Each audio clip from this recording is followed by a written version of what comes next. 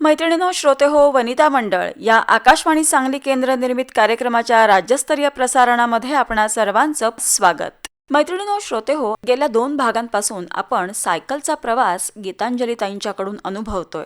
आजही या प्रवासाविषयी त्या आपल्याशी काय हितगुज साधतायत ते आता ऐकणार आहोत. चला तर ऐकूया. आनंदी जीवनाची एक साईड, आमची सायकल राईड या अंतर्गत हौशी सायकलिस्ट गीतांजली गळंगे यांच्या प्रेरणा साठे यांनी घेतलेल्या मुलाखतीचा 3रा आणि अंतिम भाग. तर आता मला असं म्हणायचं आहे की कडक ऊन, समोरून वारा किंवा काही वेळेला खूपच पाऊस, काही ठिकाणी लाईट पण नसतात आणि अशामध्ये आपण सायकलिंग करत असतो. तर साधारण रात्री किती वाजेपर्यंत तुम्ही सायकलिंग करत होतात? आम्ही शक्यतो म्हणजे आता हे आग्रा ते राजगड केलं ते अगदी संध्याकाळी 6 अगदी शेवट 7 पर्यंत. अच्छा. हां. नाहीतर त्याच्या अगोदरच आम्ही मुक्कामाच्या ठिकाणी पोहोचत होतो. आता ऑगस्ट सप्टेंबर म्हणलं की पाऊस आणि धुकं. हो, धुकं खूप मग असतं. त्यावेळेला तुम्हाला सायकलिंग करताना काय अनुभव आले? नाही, त्यावेळी काय म्हणजे आम्ही गेलो त्यावेळी तरी नव्हतं. आता तसं काही आहे नव्हतं. हां. धुकं. अच्छा. मग आता आम्ही वाडीला वगैरे गेलो, हेडलाईट, टेल लाईट, हां हां हां. त्या ह्याच्यावर आम्ही जातो. म्हणजे म्हणजे सायकलला तुम्ही सगळ्या सोयी सुविधा आहेत, सगळ्या करून सुविधा हो घेतलेल्या. घेतलेल्या ओके. आहेत. मग आता ह्या ज्या खास सायकलिंग राईड करण्यासाठी ज्या सायकल्स आहेत त्या आपल्या सांगलीमध्येच घेतल्यात की हो, तुम्ही बाहेरून मागवता? सांगलीतच घेतल्या. अच्छा. आता मला एक असं विचारायचं की समजा तुम्हाला तुमच्या ग्रुपमध्ये एखाद्याला जॉईन व्हायचं आहे, ती मग मैत्रीण असो किंवा मित्र असो, सायकल घ्यायची परिस्थिती नाहीये पण त्यांना तुमच्याबरोबर खूप यायची इच्छा आहे, सायकल त्यांना छान चालवता येते, तर मग त्यांच्यासाठी तुम्ही अशी काही मदत वगैरे करता का? आतापर्यंत तसं काही म्हणजे केलेलं नाहीये. अच्छा. नाही, म्हणजे तसा कधी कधी अनुभव आलेलाच नाही. हा हा हा. पण आता जे तुमचे मेंबर्स आहेत ते सगळे अगदी छान सायकलिंग करणारे आहेत सगळे. छान सायकलिंग करणार. सगळ्यात वयस्कर म्हटलं तर किती एज पर्यंत आहेत आता? 40च्या पुढचे पण? 70 प्लसचे आहेत. 70 प्लसचे सुद्धा हो, आहेत. आहेत. तेवढा सगळा प्रवास हो, तुमच्या अगदी बरोबर आता करतात? आग्र्याला माझ्यासोबतच होते. अरे वा. म्हणजे ते तुमच्या बरोबर आमच्या होते सोबत आम्ही शेवटपर्यंत? 3घच होतो. म्हणजे सांगलीतून आग्रा ते राजगड सायकलिंग केलं ना त्यावेळी. त्यावेळेला मग त्यांचे अनुभव कसे होते? तुम्हाला कसे ऐकायला मिळाले? काय जाणवलं? शेवटी कसं आहे, ऊन वारा पाऊस ह्यामुळे ते आणि आहेच. त्यामुळे अनुभव हाच आला हां. सगळ्यांना. म्हणजे वेगळं असं काही नाही. अच्छा. सांगली ते कन्याकुमारी असा तुमचा प्रवास करण्याचा मानस आहे हो. केरळ मार्गे. केरळ मार्गे. तर मग त्याच्यासाठी तुम्ही वेगळी काही तयारी आत्तापासून करताय? आतापासून म्हटलं तर सायकलिंगची डेली प्रॅक्टिस. किती वेळ करता? म्हणजे 8 ते 9 किलोमीटर किंवा 15 ते 20 किलोमीटर हे सोडून वेगळी काही करता? आठवड्यातून 2 दिवस म्हणजे 50 किलोमीटर किंवा 100 किलोमीटर सुट्टीच्या दिवशी. इतर वेळी मग 25-30 किलोमीटर किंवा जे चढाचा असतो हां हां. त्या चढाला सायकलिंग करणे. मग ते साधारण किती वेळ करत असता तुम्ही एक्स्ट्राचं म्हटलं तर? एक्स्ट्राचं म्हटलं तर तसं अगदीच फिक्स असं काही नाही. अगदी 2-2.5 तास सायकलिंग आम्ही म्हणजे आता डेली करतो. अच्छा. मग आता चढाचा जो भाग आहे मग त्याच्यासाठी काय तुमची स्पेसिफिक ठिकाणं ठरलेली आहेत सायकलिंग? आम्ही शक्यतो मग हायवेला वगैरे जातो. बोरगाव टोल नाक्याकडे वगैरे हां, असं. तिकडे पंढरपूर सोलापूर हायवे हां हां हां. सोलापूर हायवेला म्हणजे मग तिकडचा चढाचा रस्ता तुम्हाला पार करता येतो. अच्छा. मग आता चढावरून सायकल चालवत असताना काही विशिष्ट टप्पा आल्यानंतर आपण थांबायचं किंवा फास्ट सायकल न्यायची, ह्याचे काही नियम वगैरे असतात? तुम्हाला आधी काही सांगितलेलं असतं सगळं की तुम्ही तुमच्या एनर्जीनी तिथपर्यंत जात असता? आम्ही आमच्या एनर्जीने तिथपर्यंत आम्ही चढ आला गिअर बदलणे करणे, जसं आपल्याला शक्य होईल तसं सायकलिंग करणे. अच्छा. मग किती गिअरची सायकल असते काय? 7 गिअर 9 गिअरची असते. हो का? म्हणजे आपल्या गाडीसारखाच आहे 7 गिअर 9 गिअर. मग तुम्ही पूर्ण 9 गिअर पर्यंतच्या सायकली? माझ्या 7 गिअरची आहे. 7 गिअरची. मग ती आपल्या या सांगली मिरज रोडवरती रेग्युलर चालते? हो. अच्छा. म्हणजे तुम्ही जे सायकल राईड करता ती सायकल आपल्या रेग्युलर रोडला पण चालते? हो, अच्छा. चालते. ओके. आता जसं तुम्हाला कन्याकुमारीपर्यंत इकडे जायचं आहे तसं आता संत नामदेव महाराजांनी जो पंजाबमधला घुमान हा एक परिसर निवडलेला होता, तर तुम्हाला तिथपर्यंत सुद्धा जायचं आहे. म्हणजे पंढरपूर ते घुमान हा मला वाटतं 25 दिवसांचा 2500 किलोमीटरचा प्रवास आहे. म्हणजे दिवसाला सरासरी 100 किलोमीटर पडतं. तो पण तुम्हाला सायकलवारी करण्याचा तुमचा मानस आहे. आता पंजाब ते घुमान म्हटलं की तो पूर्णच भाग वेगळा आहे आणि कन्याकुमारी म्हटलं की हा भाग पूर्ण वेगळा आहे. मग तिकडे जात असताना आता तो साधारण तुम्ही कधी सुरू करणार आहात? पंढरपूरमधून कार्तिकी एकादशी दिवशी पंढरपूर ते घुमान ही सायकलवारी प्रत्येक वर्षी निघते. आता हे जवळजवळ आता ही गेले ते 4-5 वर्ष असेल. अच्छा. त्यामुळे त्यांच्यासोबतच जाण्याचा आमचा मानस आहे. मग ती सायकल रॅली आहे ती कुठली आहेत, म्हणजे प्रॉपर पंढरपूर नाही, मध्ये प्रॉपर पंढरपूरची नाही, बाहेरची सुद्धा सगळे सायकलिस्ट त्यामध्ये सहभागी होतात. आणि कार्तिकी एकादशीला बाहेर एकादशीला तिथून बाहेर पडतात पंढरपूरमधून. आणि मग पोचतात कधी तिथे? तिथून मग ते 24-25 दिवस लागतात म्हणजे घुमानपर्यंत पोहोचायला. पंजाब आणि घुमान तो प्रदेश. इकडे कन्याकुमारीला जे जाणार आहात तुम्ही, त्याचं काही तुमचा डेट वगैरे ठरलेली आहे? डेट ठरली नाही, पण एक नियोजन आहे की आता फेब्रुवारी महिन्यात आमचा कॅनकिडचा सायकल फॉर बोर्डचा इव्हेंट होतो 40 दिवसाचा. त्या 40 दिवसामध्ये सांगली ते कन्याकुमारी करायचं आहे असं आता तरी ठरवलेलं आहे. बरोबर. आता फेब्रुवारी महिना म्हटलं की भयानक ऊन सगळीकडेच ऊन असतं. आणि कन्याकुमारी सारखा भाग म्हटलं की तुम्ही केरळ मार्गे जाणार. जितकं समुद्राच्या जवळून जाऊ तेवढा उष्णतेच्या लाटा खूप जाणवत असतात. मग त्याच्यासाठी तुम्ही वेगळी काही तयारी करताय आता? उन्हापासून संरक्षण म्हणून काही वेगळे कपडे किंवा असं काही? कपडे वेगळे असे काही नाही, जर्सी आमची असते ती अगदी त्याला सूट होणारी अशीच असते, त्यामुळं ते आहेच. परत थोडंसं उन्हात वगैरे सायकलिंगची प्रॅक्टिस करणे. बरोबर आहे, कारण आता तुम्ही जनरली सगळीकडे जाताय ते पहाटे जातो. त्यामुळे एखादी लॉंग रूट म्हणजे दिवसभराची राईड वगैरे केली तर त्यातून ते प्रॅक्टिस मधून सवय होऊन जाते शरीराला. बरोबर. आता असं म्हणतात की बाहेरचं क्लायमेट चांगलं नाही आहे तर डोक्याला स्कार्फ बांधा, पूर्ण पॅक व्हायचं आणि मग जायचं.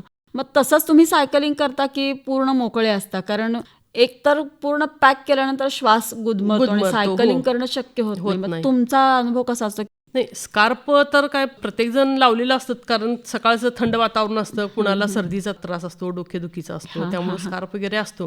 पण अगदी कोणी नाकावर मग स्कार्फ बांधतं नाही बांधतं, प्रत्येकाच्या ह्याच्यानुसार. म्हणजे असं काही नाहीये की स्कार्फ बांधला पाहिजे किंवा बांधलाच नाही पाहिजे असं काही नाहीये, प्रत्येकाच्या सोयीनुसार करत असतात. हेल्मेट मात्र कंपल्सरी प्रत्येकाचं. सायकलिंगला पण हेल्मेट कंपल्सरी हेल्मेट. आता मी सायकलिंग करतो तर प्रत्येक सायकलिस्टचं हेल्मेट आहे, त्याशिवाय सायकलिंगला मी सोबत घेतच नाही. अच्छा. पूर्ण तुमचं किटच येत असेल ना ते, हेल्मेट पासून पोशाखापर्यंत, पोशाख, हेल्मेट म्हणजे बूट वगैरे सगळं, ते पूर्ण पोशाख तुम्हाला मिळत असतो. तो पोशाख पण आपल्याला सांगलीमध्येच उपलब्ध होतो की बाहेरून? नाही, बाहेरूनही घेतो, सांगलीमध्ये पण मिळतो. असं काही म्हणजे जसं आपल्याला हवं तसं. हो. ओके. जेव्हा लॉंग ड्राईव्हला आपण जायचं ठरवतो तेव्हा साधारण किती दिवस आधी तुम्ही प्रॅक्टिस करता? प्रॅक्टिस तर तशी आमची रोजची असते ते तर आहेत, पण तरी एक वेगळी किंवा जास्तीची म्हणून किती दिवस आधी करता? आठवड्यातून 2-3 दिवस मग लॉंग रूटला जाणे. अच्छा. आता गीतांजलीताई, आपण मघापासून तुमच्या सायकलिंग बद्दल बोलतोय, आणखीन गार्डनिंग बद्दल तुम्ही थोडंफारच सांगितलेलं आहे, तर तुम्हाला गार्डनिंगचा छंद पहिल्यापासून जडलाय की आत्ताच? सुरुवातीपासून होते, पण ज्यावेळी आम्ही स्वतः घर बांधलं त्याच्यानंतर गार्डनिंगची सुरुवात जास्त झाली. अच्छा. मग त्याच्यामध्ये तुम्ही फुलझाडं फळझाडं का सगळ्याच प्रकारची? फुलझाडं फळझाडं आहेत, हँगिंग प्लांट बरेच आहेत. अच्छा. मग ते सगळे तुम्हीच? मी दोघंही बघतो. अच्छा, बरं. मी संपूर्ण दिवस त्याच्यामध्ये जातो तेव्हा. हो. आणि अगदी कोरोनाच्या काळात टेरेसवर सुद्धा चालू केलं गार्डनिंग. अच्छा. टेरेस गार्डनिंग चालू केलं. बरं. म्हणजे तुमचा दिवस छान जात होता. कोरोनाच्या काळामध्ये बऱ्याच जणांच्या तोंडून असं ऐकलं की खूप कंटाळा येतो, दिवस जाता नाही. आमचा दिवस गार्डनिंग मध्येच गेला. अगदी टेरेस गार्डनची सुरुवातच त्यावेळी झाली. अच्छा. खालून माती वरती घेणे, अगदी 2 मुलं, मुलगा एक मुलगी आणि मिस्टर आणि मी, आम्ही चौघांनी मिळून वरती. पण ही अगदी कल्पना कशी काय सुचली की आपण टेरेस गार्डनिंग करावं? ते मिस्टरांनीच म्हटले की आपण करू सुरुवात. मग तिथून मग कोरोनाच्या काळात बऱ्याच भाजी, म्हणजे सगळ्या फळभाज्या पालेभाज्या आहे ते बरंच काही केलं. बरोबर. पण आता फळभाज्या पालेभाज्या कमी आहेत. आता म्हणजे फुलांची झाडं, सकुलंट, कॅक्टस, ॲडेनियमचे बरेच प्रकार आहेत माझ्याकडे. बरोबर. मग आता टेरेस गार्डनिंग करत असताना आपल्याला रोप लागवड करण्यासाठी छोटी कुंडी, मोठी कुंडी असं घ्यावं लागतं. मग कोरोनाच्या काळामध्ये हे तुम्हाला कसं उपलब्ध झालं? नाही, माझ्याकडे पूर्वी जे होतं त्यातूनच सुरुवात केली. ज्यावेळी मिळू लागले त्यावेळी अगदी म्हणजे कलरच्या 20 लिटरच्या बादल्या वगैरे आणून त्यामध्ये मी सुरुवात केली. अरे वा. म्हणजे टाकाऊतून टिकाऊ तसं केलेलं आहे, सुरुवात केली. मग आता तुमच्याकडे कोणकोणते वेगळे प्रकार आहेत झाडांचे की जे आपल्याला फारसे पाहायला मिळत नाहीत? बऱ्यापैकी माझ्याकडे कॅक्टस, सकुलंट, ॲडेनियमचे एक 25-30 प्रकार आहेत. फुलंच आहेत का ही? फुलांचे आहेत. हो. हे फुलंच आहेत काही आता तुम्ही नावं सांगितली हा, सकुलंट सकुलंट वगैरे नाही, ते झाड मौसल पानांचं असतं ते ओके. झाड. आणि कॅक्टस आहे, बऱ्याच कॅक्टसना फुलंही वगैरे पण येतात. बर. हम्म.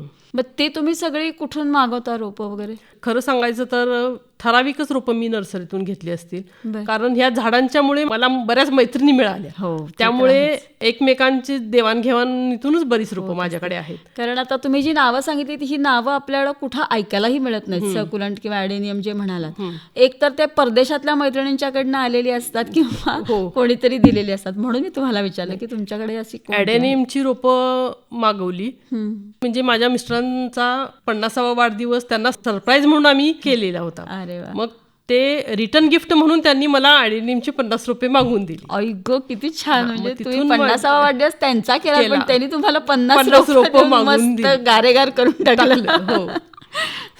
खूप छान. म्हणजे सुंदर उपक्रम तुम्ही राबवता येतात त्याच्यामध्ये सुद्धा. मग हे गार्डनिंगसाठी तुम्ही ज्यावेळेला वेळ देत असता तेव्हा ते माती बदलणं असेल किंवा खत घालणं असेल, तुम्ही आता घरीच खत तयार घरी करत करतो, असता, हो.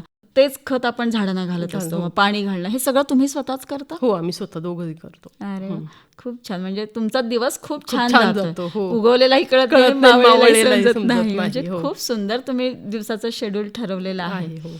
मला महिलांच्यासाठी एक सांगायचं आहे. हो, सांगा ना. सायकलिंग म्हणजे फक्त वेग, अंतर किंवा वैयक्तिक रेकॉर्डची शर्यत नाही, तर सायकलिंग हे एक मनावरचा ताण कमी करण्यासाठी, मन प्रसन्न ठेवण्यासाठी, बरोबर. किंवा सकाळी सायकलिंग केल्यामुळे आपल्याला दिवसभर ऊर्जा मिळते. त्यामुळे महिलांना एक विनंती आहे की सगळ्यांनी सायकलिंगची सुरुवात करावी. बरोबर. आणि जनरली मगाशी तुम्ही बोलला होतात की वयाच्या 40 नंतर तर करावंच. मग साधारण त्यांनी सुरुवात जरी करायची म्हटलं तरी रोज किती किलोमीटर त्यांनी सुरुवात करावी असं वाटतं तुम्हाला? नाही, सुरुवातीला आपल्याला शक्य होईल तेवढी करावी, नाहीतर अगदी अर्धा तास ते पाऊण तास जरी सायकलिंग केलं रोजचं, अच्छा, तरी पुरेसं आहे. आता मला आणखीन एक असं म्हणायचं आहे की बरेच आपल्या महिला ज्या आहेत त्या जिममध्ये जाऊन सायकलिंग करतात, पण तिथून घरी आल्यानंतर त्यांचा आणि सायकलचा काही संबंध नाही, नसतो. हो. मग त्याचा उलटा इफेक्ट होत नसेल का, किंवा त्यांना तुम्ही काय सांगू इच्छिता? नाही, जिममध्ये सायकलिंग करण्यापेक्षा मोकळ्या वातावरणात सायकलिंग केलेलं हे उत्तम.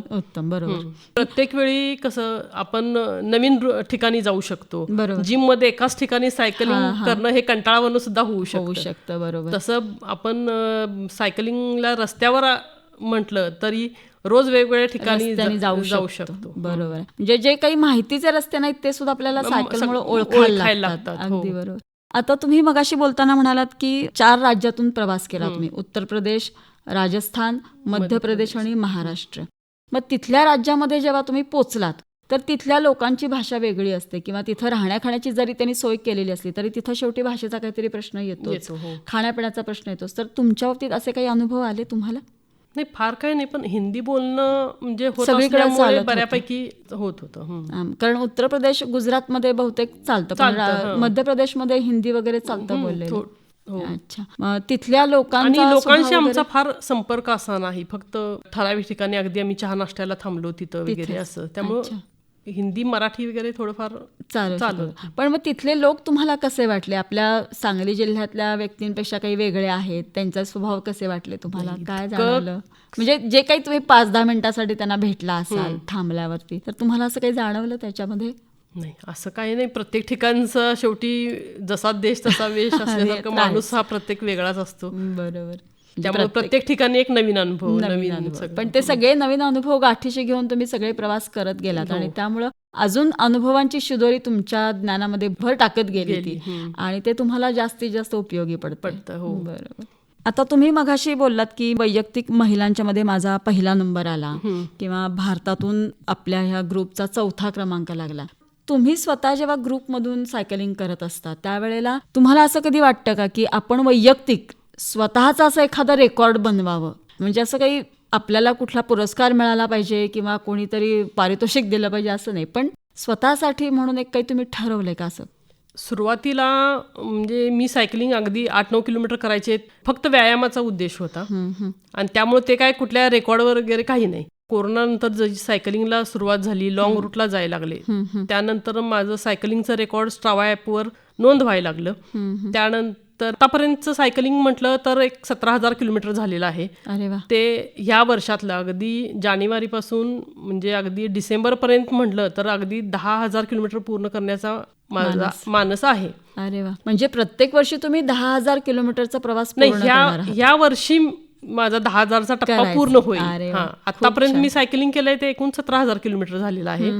त्यातील ह्या वर्षातीलच 10,000 किलोमीटर आहे. म्हणजे 2023 पासून तुम्ही जे ह्या सायकलिंग मध्ये उतरलात तेव्हापासूनचा तुमचा 17,000चा टप्पा पूर्ण झाला. पण ह्या 2025 या वर्षामधला तुमचा 10,000चा टप्पा पूर्ण होतोय. वा, ह्या क्या डिसेंबर बात आहे. अखेरपर्यंत पूर्ण होईल. अरे वा, अभिनंदन तुमचं धन्यवाद. आधीच. आणि असंच जास्तीत जास्त तुम्हाला लॉंग ड्राईव्ह करायला मिळो, भरपूर प्रवास तुमचा घडो आणि छान अशाच निरोगी राहा, हेच आम्ही शुभ चिंतितो तुमच्यासाठी. तर आता जवळपास तुम्ही 2 ठिकाणचा आता तुमचा मानस बोलून दाखवलात की सांगली ते कन्याकुमारी केरळ मार्गे, आणि दुसरा एक तुमचा मानस आहे की ते पंढरपूर ते घुमान, म्हणजे कार्तिक एकादशीला तुम्ही बाहेर पडणार, म्हणजे साधारण दिवाळीच्या नंतर है ना. दिवाळीनंतर तुम्ही बाहेर पडणार, म्हणजे सगळे सणवार झाले की बाहेर पडणार, थंडी सुरू झालेली असते आणि तिथून तुम्ही घुमानपर्यंतचा प्रवास करा, म्हणजे तसा फारसा तुम्हाला त्रास नाही होणार. तर तुमच्या या दोन्ही ठिकाणच्या मानस जो आहे तो छान चांगला निरोगी पद्धतीने व्यवस्थित पार पडो अशी आमच्या सगळ्यांची इच्छा आहे. आणि पुन्हा एकदा तुम्हाला महिलांच्या मध्ये जो काही पहिला नंबर आलेला आहे असाच नंबर मिळो, तुमची प्रकृती छान राहो आणि तुमचे संपूर्ण सायकलिंगचं जे ध्येय आहे तुम्हाला जिथपर्यंत पोहोचायचं आहे त्या संपूर्ण तुमच्या पुढच्या वाटचालीसाठी संपूर्ण चांगली आकाशवाणी टीमतर्फे खूप मनापासून मी आनंद व्यक्त करते, तुम्हाला खूप शुभ चिंतते. आणि तुम्ही आज वेळात वेळ काढून म्हणजे तुमचं गार्डनिंग, सायकलिंग, आणखीन घरच्या सगळ्या जबाबदाऱ्या याच्यातून तुम्ही वेळात वेळ काढून आज आमच्या स्टुडिओमध्ये उपस्थित झालात आणि आपल्या मैत्रिणींशी छान मनसोक्त गप्पा मारल्यात, याबद्दल संपूर्ण आकाशवाणी टीमतर्फे मी आपले खूप मनापासून आभार मानते. धन्यवाद. मैत्रिणींनो, श्रोते हो, कितीही लांबचा प्रवास असो तो सुखकर व्हावा म्हणून आधीपासूनच योग्य नियोजन केलं, योग्य सराव ठेवला, नियमांची थोडीफार माहिती घेतली तर वेगवेगळ्या भागांबरोबर स्वतःला जुळवून घेणं सोपं जातं. अशा काही टिप्स आत्ताच आपण जाणून घेतल्या हौशी सायकलिस्ट गीतांजली गळंगे यांच्याकडून. आनंदी जीवनाची एक साईड आमची सायकल राईड या अंतर्गत त्यांच्याशी बातचीत केली होती प्रेरणा साठे यांनी. आज त्यांच्या मुलाखतीचा 3रा आणि अंतिम भाग आपण ऐकला.